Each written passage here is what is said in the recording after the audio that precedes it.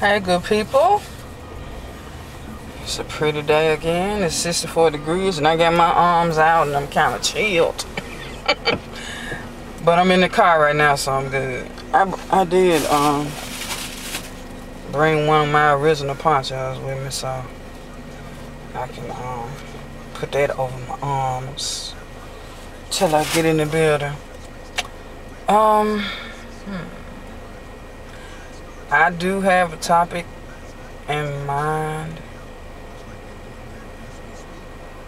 but I'm trying to think, should I go into it today or wait? Because here's the issue. Tomorrow my dad is going to court to gain custody of my little sister. She currently lives with her grandmother, and we get her on weekends, holidays, in the summer.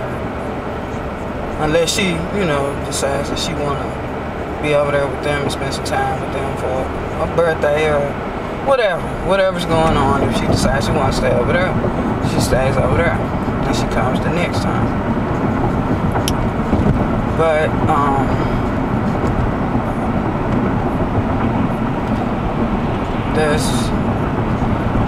she's basically unhappy there. She's gotten to the point where she's unhappy. She likes to be around her cousin, and I'm sure she loves her grandparents. But her mom doesn't live there. She lives somewhere else, and her mom really doesn't do what she's supposed to do, because she gets the Social Security for her. Because when my daddy retired, he made sure that Squirt was able to get some money. Well, he wanted to give it to the grandparents since she was living with the grandparents, but the mother fought that. So she gets the money, and she is supposed to make sure Squirt has all of her school supplies, school clothes, uniform, just weekend play clothes or whatever. She definitely supposed to make sure she has shoes, because she's a growing girl. She's a thick girl. You can't be squeezing this girl in no small or even a medium. She's a large. You can squeeze her in it, but she don't look good. And it's not, you shouldn't do no 12-year-old like that.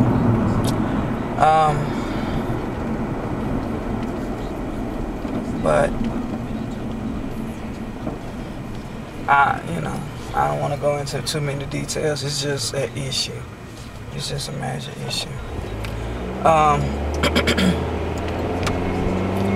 But she's only one of several women that I know that do not do right by their children. It's like you have to make them do right. And my thing is, when does the maternal instinct kick in? I just don't understand that. When does the maternal instinct kick in? I mean, when I got pregnant with my son, I wasn't just dying to be a mother. I mean, I wanted to have at least one child, but I wasn't one of those type of people that, I always wanted to babysit somebody's kids or, stuff like that. Just love kids. The kids that I dealt with because, hey, I don't know. I can't really just say what I want to say. I dealt with my younger brother, the one who's 12 years younger than me. I dealt with him, and still continue to deal with him, just on a lower scale, because he was so young, and because when my mom died, he was only I want to say 8. think he was 8. You know what I'm saying? I mean, he had been in foster care for some years, since he was 2. So, you know, he still had, you know, the lady him and my other brother was staying with. But he didn't have that blood relative other than me. Even though I was kind of young too. Well, yeah, I was 20 when she died. And I asked him then, you know, I asked him and my other brother, did they want to come live with me? They said, we cool. So I said, well, I have an open door policy. Whenever you decide you want to come on. You know, they never came. Which is cool. I mean, you know, they came to visit and stuff, but as far as talking about living with me, they like, nah. Which is fine, you know, because I went to see them, they came to see me, and we were good. And heck, I went to see them actually when I was younger. I used to catch the bus to their house when Daddy let me drive the car. I drove the car to the house, whatever, you know, so I always kept in contact with them. But,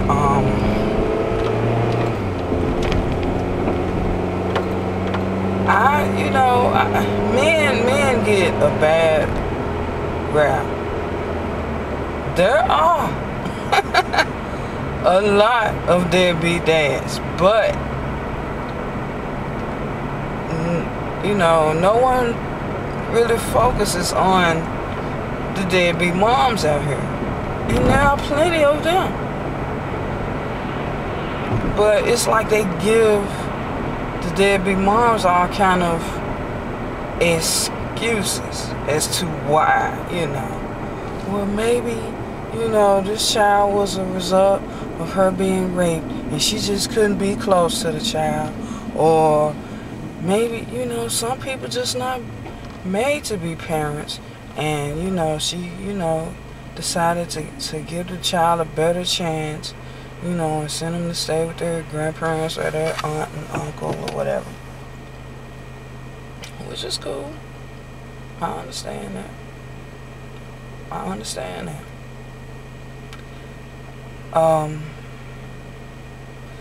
But when you do stuff like that, when you give your child to somebody else, unless you have totally given up your parental rights, you still have to make sure that child has whatever they need. You're still responsible. Whether that child lives with you or not, you are still responsible. You know. And I just know, you know, several women that they just have kids and they just drop them off somewhere. And it's like you have to beg them to come do something for that child, and it's not right.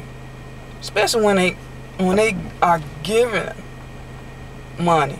Because most of the ones I know that do this, they don't have no job. So they're not working for no money. You know, it ain't like they like, okay, the dad need to keep them or the grandparents or whoever need to keep the baby because I'm finna move out of town for a while to work. Or I'm going away to college or something like that. With any of those scenarios, they still need to be trying to send some money home for this baby. They still need to be trying to send some money home. Or send something, you know. Somebody call, say the baby need a coat. You need to be getting that baby a coat and sending it to him or bringing it to him or something. You know, it's just dumb. But like I say, most of the women that I know that have kind of gave their children away, they get money. They get welfare, they get food stamp, they get child support for these children that they act like they don't even have time for. Lord knows Dun gets on my nerves sometimes. But that's mine. I made him. I'm not giving him to nobody. Y'all know how it was about his own father. He wasn't going nowhere.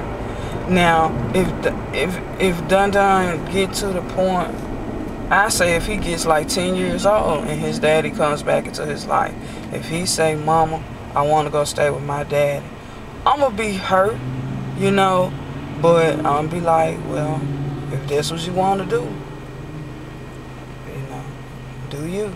You know where I'm at. You know where I am. So, I'm like, you need something, you know, all you got to do is call me. Just let me know what you need, or, you know, if you want, I can just, you know, set up a little account for you. You can go get what you need when you need. I mean, yeah, whatever, you know. I'll still be providing for him, regardless, you know. Hopefully that won't never happen.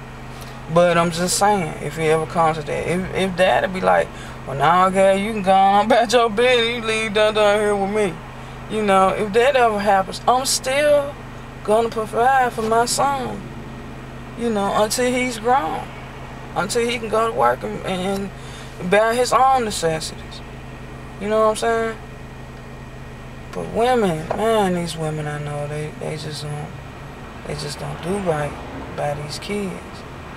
You know, they don't do right by these kids, and I just can't stand that. It makes me so mad. It makes me so mad. But hey y'all, I had sense enough to find me a spot to park to do my my second part of my video. Kind of piggybacking on some of the stuff I hit on this morning, concerning what I consider deadbeat moms. I did go and find my blog post that I posted last year, March 9th.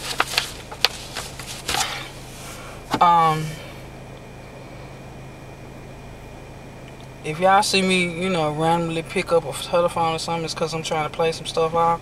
I don't like when people just be looking at me, being nosy, trying to see what I'm doing. Because I know they see this thing hanging from my windshield. But anyway, no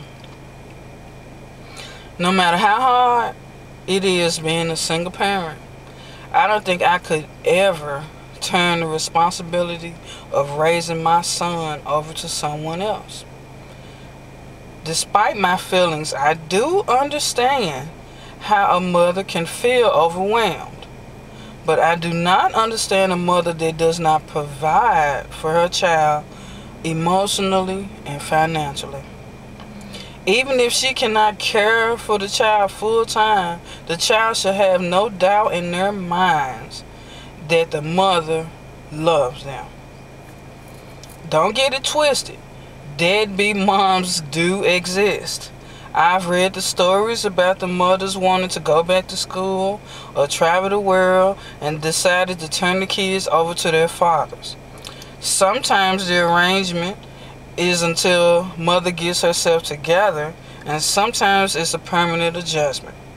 The situation that I am most familiar with are the ones where the mothers let drinking and drugs cloud their judgment, or those that find the new man in their life more important than their children.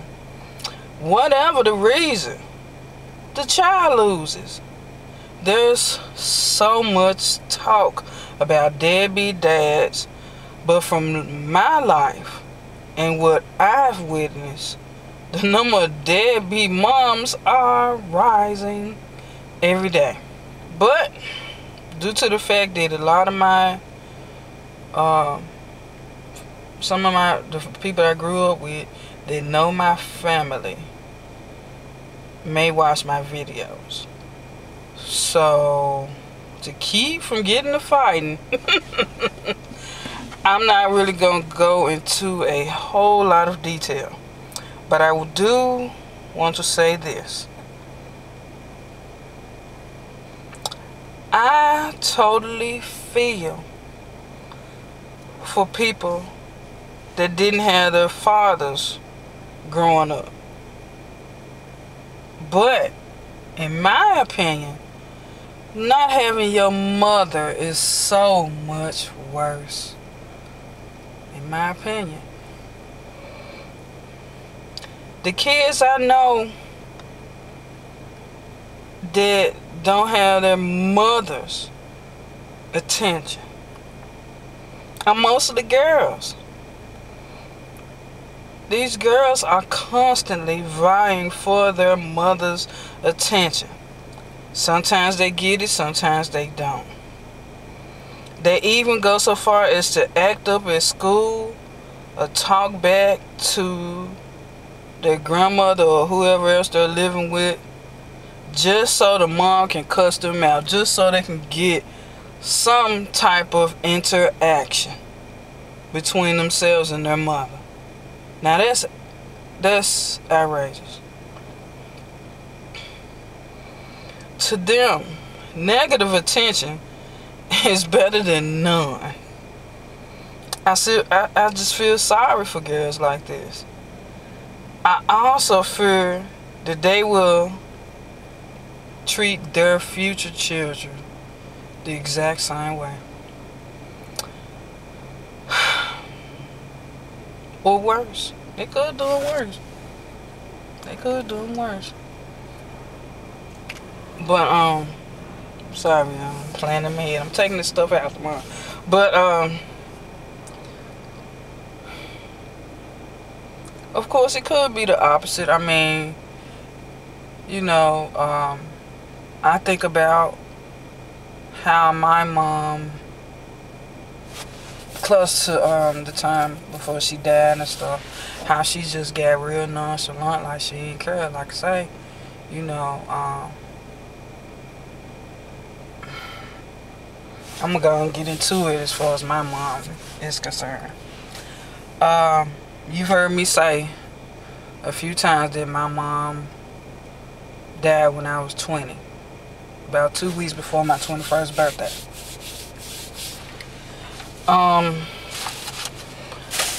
I actually stopped living with my mother when I was 15.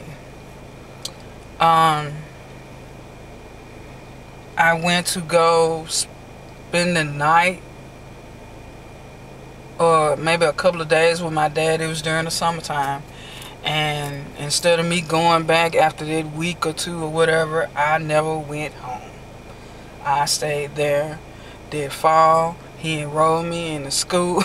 We went to my old school, got my transcript. We went to my new school. And it was down on that. You know, I don't know what went down, but some kind of way he ended up getting subpoenaed to court. I don't know if my dad initiated. I never really asked him.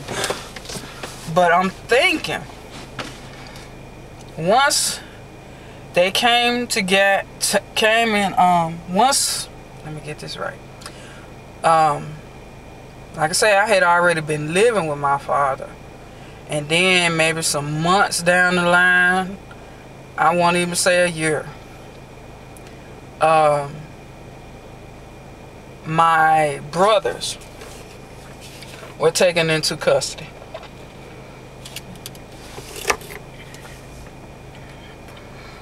And I'm figuring once they were taken into custody, everyone was like, well, where's Nikki? Which is me. Where's Nikki? She stayed with her dad and you know. She going to school? Yeah, she go to, what's it called? So, they found out my information, and we had to go to court. Daddy got full custody of me. Mama did not show up. Period.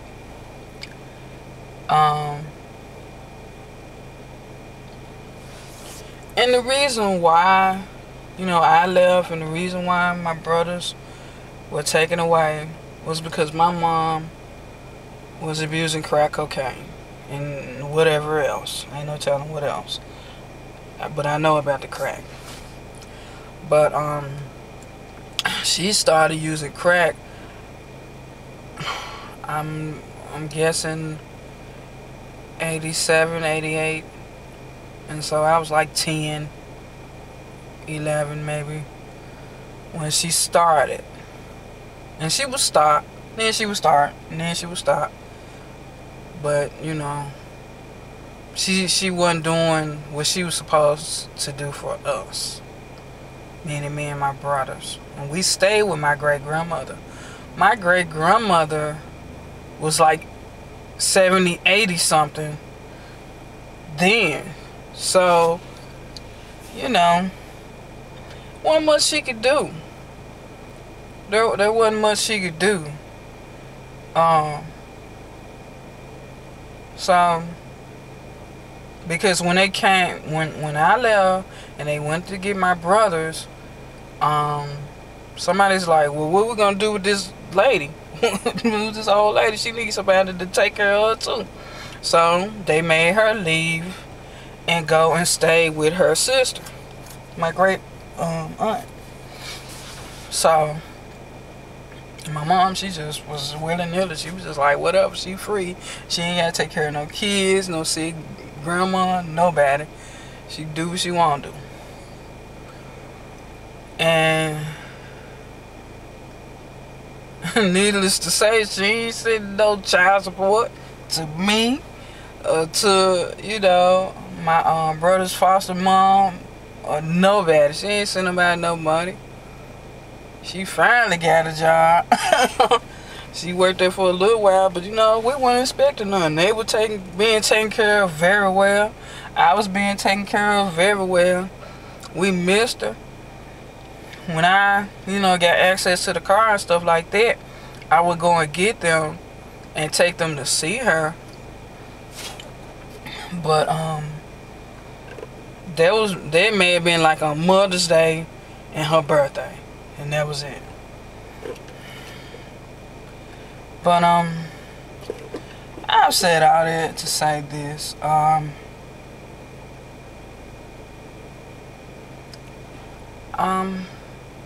I just, whatever the verdict is tomorrow concerning my little sister,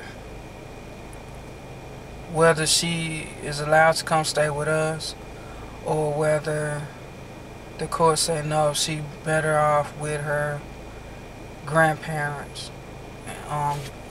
Tell the mama to turn the check over to the grandparents, whatever the case is. I just hope that whatever it is, it really is the best for her. You know what I'm saying? I just want her to be happy. I want her to do better in school. I want her to grow up and be a productive citizen, you know? I was given a chance at a better life, and I want her to get that same opportunity. Because she's just like my baby. She's just like my baby. And I love her, and I want the best for her. And I just don't want to see her grow up in no mess. Because their whole family are just messy.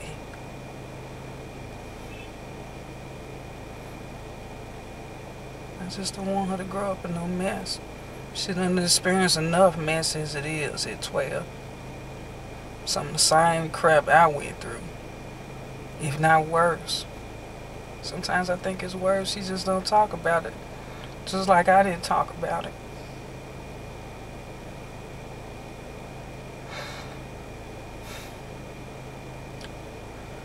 I just want the best for my sister. I don't want to cry out here, but I'm going to talk to y'all later. Thanks for watching.